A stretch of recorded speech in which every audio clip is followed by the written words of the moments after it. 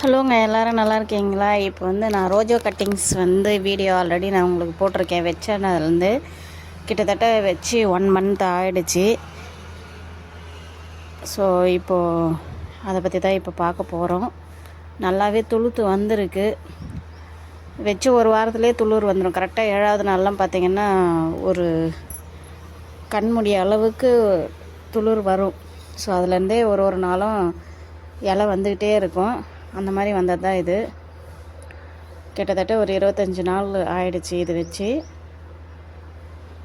ஓகேங்களா? இப்போ பாருங்கள், நல்லாவே துளுத்து வந்திருக்கு. ஆனால் இது வேர் வர்றது வைக்கிறது தான் ரொம்ப பெரிய விஷயம். இன்னும் கொஞ்சம் பெரிய கவரில் வச்சுருக்கலாமோன்னு தோணுது. இப்போ தான் பெரிய கவரில் வச்சுருந்தா குச்சி அசையாமல் இருக்கணும். சின்ன கவர்ன்றதுனால அசைஞ்சிருமோன்னு கொஞ்சம் எடுக்கும்போது வைக்கும்போதெல்லாம் கூட பயமாக இருக்குது. நிறைய களை துளுத்து வந்துச்சு. பாதி கலைக்கு மேலே இன்னும் 1-2 துளிர் இப்போ தான் வர ஆரம்பிக்குது.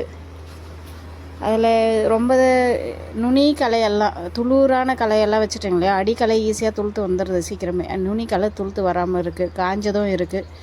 வேர் வந்தால் தான் பெரிய விஷயம்.